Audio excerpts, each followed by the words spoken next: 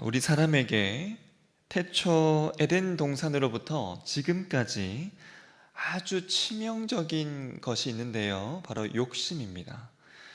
눈에 보이지도 않고 손에 잡히지도 않는 바로 이 욕심이 초래하는 그 비극적인 결과는요, 첫사람 그리고 첫 죄악으로부터 우리가 볼 수 있습니다. 사람의 마음에 무엇을 심어야 가장 비극적인 일이 일어나는지를 가장 잘 아는 사단이 우리 인간을 파멸시키기 위해서 정한 것이 이 욕심이라는 무기였습니다. 사단이 사람에게 한 일은요, 선악과를 따서 억지로 그 입에 넣은 것이 아니었습니다. 그저 욕심에 눈을 뜨게 하고 선악과를 보는 눈을 바꾼 것이었습니다. 그랬더니 하나님이 금하신 것도 서슴없이 이 사람들이 행했는데요, 선악과를 자기의 손으로 따고 그것을 자기의 입에 넣어버린 것이죠. 욕심에 눈을 뜨는 것이 우리 사람에게 얼마나 치명적인 일인지를 우리가 잘 볼 수 있습니다. 욕심이 심겨지고 싹이 나고 맺혀지는 그 열매는 비극 그 자체였던 것입니다. 그 비참함은요, 인간사에서 에덴 동산으로부터 지금까지 계속해서 반복되고 있습니다.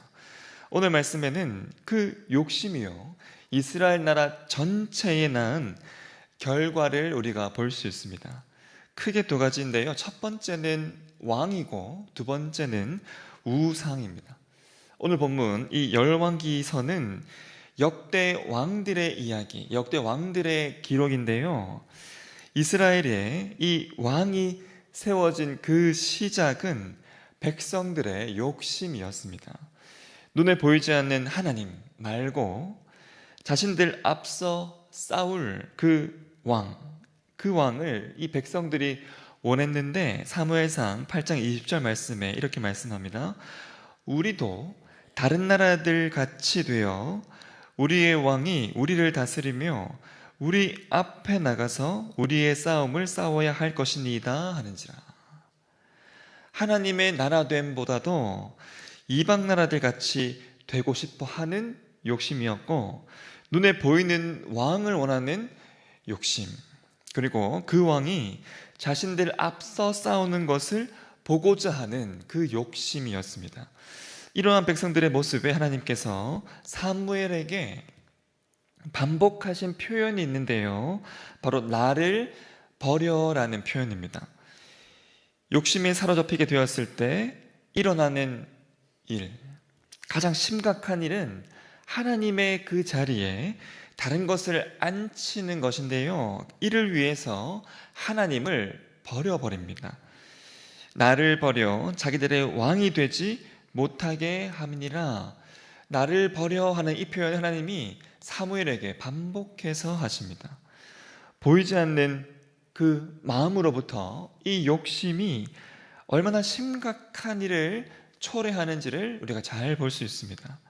하나님의 그 자리, 그 누구도 대신할 수 없는 그 자리를 욕심으로 세운 왕이 자리하도록, 대신하도록 백성들이 했던 것이죠. 하나님은요, 이러한 백성들을 향해서 분명하게 경고하셨습니다. 완전하지 않은 자, 특히 이 욕심에 이리저리 휘둘릴 수 있고 흔들릴 수 있는 그 자가 백성 위에 왕이 되고 백성 위에 군림할 때 일어난 일들을 하나님께서 너무나 잘 아셨기 때문입니다. 멀리서 찾을 것도 없이 가장 첫 번째 왕 사울을 보면 그러한 모습들을, 하나님께서 우려하셨던 모습들을 모두 다 보여줍니다. 아말렉을 칠 때 하나도 남김없이 다 쳐서 없애라는 하나님의 그 명령 앞에서도 보기에 좋은 것들을 다 살려서 왔고요, 그 일의 원인과 그 잘못의 책임을 백성들에게 다 돌려버렸습니다. 자신의 명성을 드높이는 그 기념비를 세우려고 하는 그 모습들, 그리고 자신의 왕좌를 지키기 위해서 끊임없이 다윗에게 날카로운 것을 던지고 겨누었던 그러한 이 수많은 모습들, 백성들을 향해서 보였던 이 수많은 모습들은요, 다름 아닌 가장 첫 번째 왕 사울이 보였던 모습들이었습니다. 온통 이스라엘 나라 전체의 비극적인 모습이었습니다. 욕심의 결과로 세워진 것, 첫 번째가 바로 이 왕인데요. 두 번째는 바로 우상입니다. 우상. 인간의 욕심이 형상화된 것, 눈에 보이고 손에 만져지는 것으로 만들어지는 것이 이 우상인데요. 이스라엘의 이 우상이 이스라엘 나라 전역에 퍼지게 한 그 자는 다름 아닌 백성들의 욕심으로 세워졌던 왕이었습니다. 남유다에는 솔로몬으로부터 그러했고, 북이스라엘은 오늘 말씀에 나오는 이 아합 왕이 대표적인 그 역할을 하였습니다. 이스라엘의 왕은요, 백성을 위해서 이 욕심으로부터 그리고 우상으로부터 백성을 지켜나가야 할 자였습니다. 이스라엘 원래 왕이신 하나님이 이 역할을, 이 일을 아주 분명하게 해오셨죠. 백성을 지키기 위해서 인간의 욕심을 끊임없이 자극하는 것, 우상을 하나님은 철저하게 멀리하도록 하셨습니다. 하나님께서 가나안 백성들을 철저하게 멀리하도록 하신 것은, 그리고 그 가나안 땅의 백성들을 철저하게 멸하게 하신 이유도 바로 여기에 있습니다. 그들이 섬기는 우상이 하나님의 백성들에게 준 그 해악들이 워낙 치명적이고 불나방처럼 백성들로 하여금 거기에 뛰어들도록 하기 때문이었는데요. 오늘 말씀 나오는 이 아합 왕을 보아도 누가 시키지 않아도요, 자발적으로 우상을 위해서 신전을 건축하고 제단을 쌓는 모습을 볼 수가 있습니다. 그리고 우상을 섬기는 일을 멈추지 못하는데요, 마음에 욕심이 가득한 채로 사단의 소나기에 들려지는 것. 여러분, 그렇게 되면 브레이크 없는 기관차가 폭주하면서 달려나가는 것처럼, 그리고 멈출 수 없는 것처럼 이 우상 숭배에 빠져버리게 되는데요, 그 우상 숭배를요 멈추지 못합니다. 백성 전체를 이 우상 숭배에 빠져들게 해서요, 이처럼 멈추지 못하도록 했던 바로 그 일에 앞장서고 이 일에 그 누구보다도 열심을 내었던 이 아합 왕을 향해 하나님은 경노하셨습니다. 이렇게 여러분, 하늘의 왕 하나님의 모습과 그리고 이 땅의 왕 아합 왕의 모습, 이 두 왕의 모습을 우리가 오늘 본문 말씀에서 나란히 볼 수 있는데요, 이 아합 왕을 통해서 백성들이 진정 보아야 할 분은 하나님이셨습니다. 인간 왕이 악하면 악할수록 백성을 위하시는 하나님의 그 모습이 더욱 분명하고 선명하게 보이기 때문인데요, 마치 어두우면 어두울수록 아주 작은 빛도 분명하게 선명하게 보이는 것처럼 말이죠. 하지만 여러분, 너무나 안타까운 것은 영적 어둠 가운데 있었던 이스라엘 백성들은 빛이신 하나님을 분명하게 보지 못하였습니다. 이 영적 어둠 속에서 하나님의 그 말씀, 하나님께 허락하신 말씀이 갈수록 백성들의 귀에 희미해져 갔습니다. 오래전에 하셨던 약속들도요, 이들에게는 아주 희미하게 들렸는데요, 하지만 오늘 본문은 그 땅에 하나님의 말씀과 역사가 여전하다는 것을 분명하게 보여주십니다. 26절 말씀에 나오는 여리고성과 관련된 일인데요, 하나님은 이스라엘 백성들에게 지난날 분명하게 허락하셨던 은혜를 다시 기억나도록 하는 장치들을 하나님께서 허락해 두셨습니다. 길갈에 세워둔 12돌과 그리고 황폐해져 있는 여리고 성이었습니다. 길갈에 두었던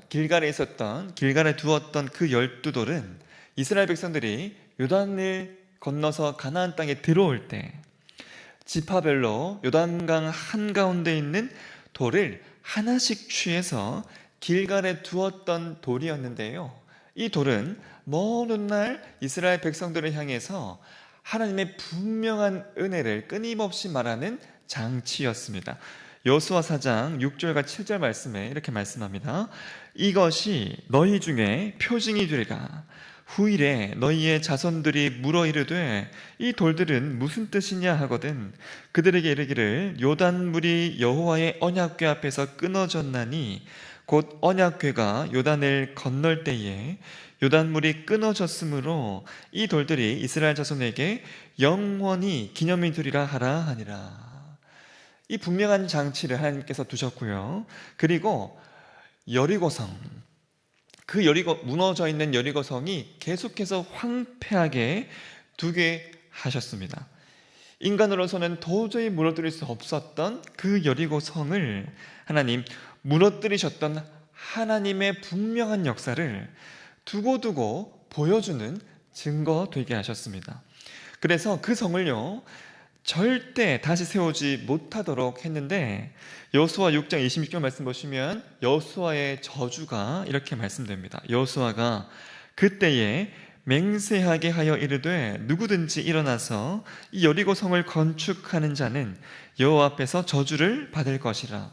그 기초를 쌓을 때에 그의 맏아들을 잃을 것이요 그 문을 세울 때에 그의 막내 아들을 잃으리라 하였더라. 여러분, 이 저주가 선포되고 오랜 세월이 흐릅니다. 여리고성이 무너진 지 대략 500년이 지난 시점인데요. 아주 오랫동안 오랜 세월인데 여리고성과 관련된 그 저주도 잊혀질 정도의 아주 오래 뒤 일이죠. 하지만 세월이 오래 지나도 그 저주가 정확하게 작동되었습니다. 34절 말씀 같이 한번 읽어볼까요? 오늘 본문 34절 말씀입니다. 시작. 그때에 베델 사람 히엘이 여리고를 건축하였는데 그가 그 터를 쌓을 때에 맏아들 아비람을 잃었고 그 성문을 세울 때에 막내 아들 수굽을 잃었는 여호와께서 눈의 아들 여호수아를 통하여 하신 말씀과 같이 되었더라. 성도 여러분, 하나님의 말씀은요 세월이 지나도 작동합니다. 하나님이 계속 계시고요. 하나님의 그 말씀을 하나님께서 영원히 기억하시기 때문입니다. 그리고 나라와 세대를 뛰어넘어서 하나님의 이 말씀에는 역사하는 힘이 여전히 분명하게 있기 때문입니다. 그러하게 여러분, 우리의 마음과 우리가 자리하는 그 수많은 자리에 무엇으로 채우느냐가 너무너무 중요합니다. 마음과 자리에 무엇을 품느냐, 무엇을 두느냐에 따라서 나라 전체의 얼굴과 나라 전체의 모습, 나라 전체의 상황과 나라 전체의 형편이 결정되기 때문입니다. 마음에 욕심이 있고요. 자리에 욕심이 있었을 때 있었던 수많은 참혹한 결과들을 우리가 오늘 본 말씀에서도 우리가 볼 수 있는데 마음과 자리에 오직 하나님의 이 분명한 말씀, 세월이 지나도 나라가 바뀌어도 어느 왕이 있어도 심지어는 영적으로 아주 어두워져 있는 그 상황 속에서도 하나님의 이 역사하는 말씀은 분명하게 작동하고 역사하는 것을 여러분 기억하셔야 합니다. 여러분, 남유다의 이 여리고성, 이 사건을 통해 하나님 말씀의 역사가 보여주시는 그 분명한 역사가 있음을 하나님께서 이렇게 보여주시는데요. 북이스라엘에도, 오늘 말씀 나오는 이 북이스라엘에도 동일하게 하나님의 이 말씀이 작동하고 역사한다는 것을 하나님이 엘리야를 통해 보여주기 시작하십니다. 엘리야를 보내셔서요, 말씀으로 비가 내리지 아니할 것을 하나님께서 분명하게 선포하시는데, 여러분, 이 비가 내리지 아니할 것이라는 이 선포는 비를 주관하는 바알에 대한, 이 아합이 그렇게 섬기고 있는 바알에 대한 하나님의 심판이었습니다. 비와 풍요의 신인 이 바알로 하여금 아무 힘도 없고 아무 소용이 없는 무용지물임을 하나님께서 분명하게 나타내시는 것이었습니다. 나라 전체를 진정 주관하는 것은 오직 하나님의 말씀임을 분명하게 하나님이 선포하셨습니다. 하나님은요, 먹을 물조차 나중에는 없게 하시는데요, 이를 통해 이스라엘을 광야처럼 만들어 가십니다. 이를 통해 백성들로 하여금 하늘만 보도록, 그들의 시선을 다시 하늘로 향하도록 하셨는데요, 이는 40년 광야 생활의 재현이었습니다. 광야 같은 상황에서 어떻게 살아갈 수 있는지를 이 엘리야를 통해 하나님께서 보여주시기 시작하는데, 바로 까마귀를 통해 엘리야를 아침 저녁으로 떡과 고기로 먹이시는 것이었습니다. 이는 광야 생활, 만나와 메추라기를 통해서 백성들을 먹이셨던 하나님의 그 은혜의 재현이었습니다. 엘리야에게 주신 것이요, 광야에서 주셨던 동일한 떡과 고기였음을 보아도 우리가 이것을 잘 엿볼 수 있죠. 전적으로 하나님으로부터, 하늘로부터 오는 것이었습니다. 이것을 통해 광야에서 이스라엘 백성들이 생존할 수 있었던 바로 그 이유, 너희의 조상들이 살아갈 수 있었던 바로 그 분명한 이유를, 그 분명한 은혜를 다시 한번 하나님이 지금의 백성들, 영적으로 어두워져 있는 백성들에게 다시 한번 분명하게 기억하게 하신 것이죠. 하나님은 이 말씀을 통해서, 이러한 역사를 통해서 그 땅에 참 신이 누구이신지를 분명하게 보여주셨습니다. 이스라엘 백성들이 그들의 삶 곳곳에 세워야 했던 것은 이방 신전이 아니라 이렇게 분명하게 보이고 계시는 참신이신 하나님을 위한 것이어야 했습니다. 그들이 그렇게 공들여서 쌓고요, 그렇게 열심을 내어서 만들어야 했던 것은 바알을 위한 신전도 아니고 아세라상도 아닌 그들의 하나님 앞에서의 거룩한 삶이어야 했습니다. 여러분, 오늘 이 말씀을 통해 우리가 하나님과 그 당시를 보고 있는데요, 오늘 말씀을 대하는 여러분은 삶 속에서 무엇을 힘있게 세우고 계신가요? 혹 욕심을 위해서, 내 마음에 욕심을 품고 무언가를 내가 쌓고 있고 무언가를 내가 만들고 있지는 않은지, 내 손을 통해 내가 무엇을 지금 쌓고 만들어가고 있는지를 살피셔야 합니다. 또 내 손이 지금 잡고 있는 그 손이 나의 욕심을 자극하는 손인지, 욕심을 자극하는 왕인지, 아니면 나의 선한 양심을 자극하는 손인지를 여러분 살피십시오. 욕심을 자극하는 왕, 사단의 손을 끊임없이 잡으면 여러분의 삶은 영적으로 계속 어두워질 수밖에 없습니다. 욕심을 따라갔던 아담과 하와가요, 얼마나 깊은 영적인 어둠과 저주 속에 나아갔었는지를 여러분 항상 기억하시면서 우리를 끊임없이 빛으로 인도하시는 하나님의 그 손만 잡으시기를 소망합니다. 그 손만 여러분 꼭 붙잡으시고요, 그 손, 하나님의 그 손을 붙잡고 그 하나님의 입술을 통해 우리에게 허락하시는 그 말씀만 여러분의 마음에 충만하게 담으시기 시작할 때, 여러분의 두 손으로 만들어 나가는 것이, 세워 나가는 것이 진정 아름다울 수 있습니다.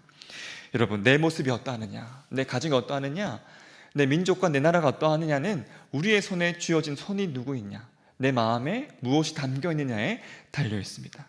여러분의 손에, 여러분의 눈에, 여러분의 모든 손과 발에 오직 욕심이 아니라 하나님 말씀으로만 충만히 채워나가서 우리의 삶에 세워져 나가는 것들이 진정 아름다울 수 있는 그러한 복을 누려 나가는 저와 여러분의 삶이 되시기를 예수님 이름으로 축원합니다. 하늘에 계신